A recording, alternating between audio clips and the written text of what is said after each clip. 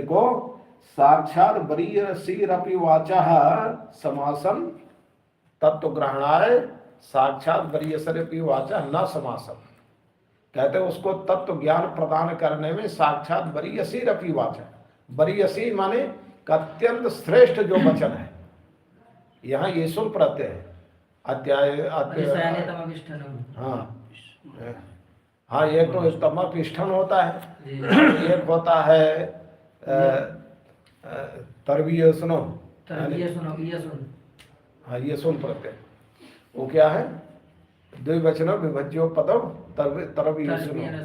तो यहाँ कहते हैं कि यशुन प्रत्यय नहीं, अत्यंत बरीयसी में अत्यंत वर से यशुन प्रत्यय होता है। बरीयसी में अत्यंत जो श्रेष्ठ वचन है, बरीयसी रपि वाचा यानी अत्यंत श्रेष्ठ वचन जो है, अत्यंत श्रेष्ठ वचन कौन है? उपनिषद के वचन। कहते हैं उपनिषद के वचन भी तस्य माने उसको तत्व ग्रहणाय न समासन, उसको तत्व ज्ञान प्रदान करने में न समासन समर्थ नहीं हो सकते। समझे ना? किसको? जिस व्यक्ति को गृहस्थ संबंधी सुख जो है स्वप्न के समान त्यागने योग्य है, ऐसा ना अनुमितम साथ ऐसा ज्ञान जिसको नहीं हो जाता, उसको वेदांत के जो वाक्य हैं, उपनिषद के वाक्य हैं, वो भी उसको ज्ञान देने में समर्थ नहीं हो सकते। ये कह रहे। इसका मतलब कि वैराग्य होना चाहिए, प्रबल वैराग्य हो, तभी उसको जो है कि उपनिषद आदि के वाक्य भी ज्ञान प्रदान करने, तत्व ज्ञान प्रदान करने में समर्थ होंगे। और कहते हैं कि गृहस्थ संबंधी सुख से जिसको कहते हैं कि स्वप्न के समान जो त्यागने योग्य, जिसका ज्ञान नहीं होता कि त्यागने योग्य है, ऐसा ज्ञान जिसको नहीं होता, इसका मतलब उसको इसमें आसक्ति है। अगर जिसको ये ज्ञान हो गया कि त्यागने योग्य है तो समझ लो उसको वैराग्य हो गया। और जिसको ये ज्ञान नहीं हुआ कि त्यागने योग्य है बल्कि ये पाने योग्य है, ऐसा ज्ञान हो रहा है, तो इसका मतलब उसकी उसमें आसक्ति है। तो आसक्ति है तो कहते हैं उसको जो है वेदांत के जो वाक्य है उपनिषद के, मतलब उपनिषद को ही वेदांत भी कहते हैं। क्या कहते हैं? उपनिषद को ही वेदांत, यानी वेद का जो अंतिम भाग है वही वेदांत है उपनिषद। तो वेद का अंतिम भाग जो है ज्ञान कांड है, तो ज्ञान कांड ही जो है उपनिषद है। तो उसको कहते हैं कि उपनिषद के वचन भी तत्व ग्रहण कराने में समर्थ नहीं हो सकते। ठीक है, तो इसलिए कहने का तात्पर्य जड़ भरत जी कह रहे हैं राजन पहले तुमको तत्व ज्ञान प्राप्त करना है तो सबसे पहले तुमको वैराग्य होना चाहिए।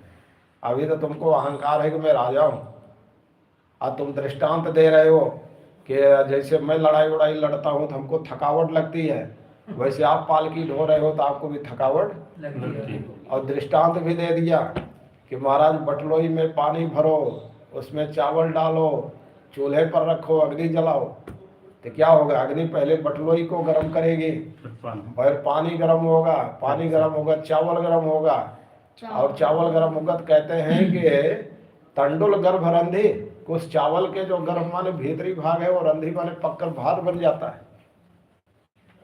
वैसे जो है कि शरीर को कष्ट होगा तो इंद्रियों को होगा, इंद्रियों को होगा तो मन को होगा, मन को होगा तो बुद्धि को होगा, बुद्धि को होगा तो आत्मा को भी होगा।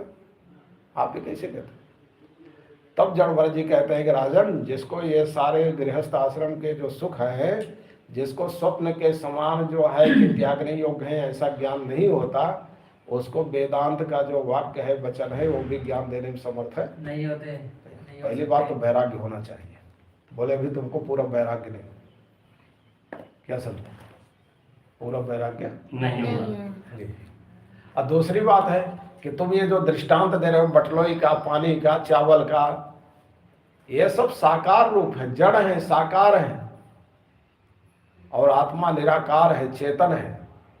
तो ये जड़ वस्तुओं का साकार जो जड़ वस्तुएं हैं इनकी तुलना तुम जो है चेतन आत्मा से कैसे कर सकते हो?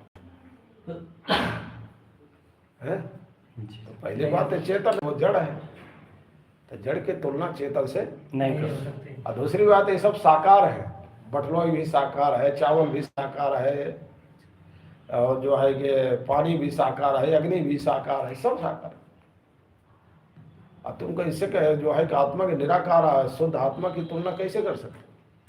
अब जैसे आकाश निराकार है, कोई आकाश में तलवार चलाए और बोले हमने आकाश के 2 टुकड़े कर दिए, क्या उसके तलवार चलाने से आकाश के टुकड़े हो जाते? नहीं, क्योंकि आत्मा निराकार है, आकाश निराकार है। वैसे जैसे आकाश निराकार है वैसे आत्मा निराकार है, निर्गुण है। इसलिए इन सब का दृष्टांत आत्मा में घटित नहीं होता।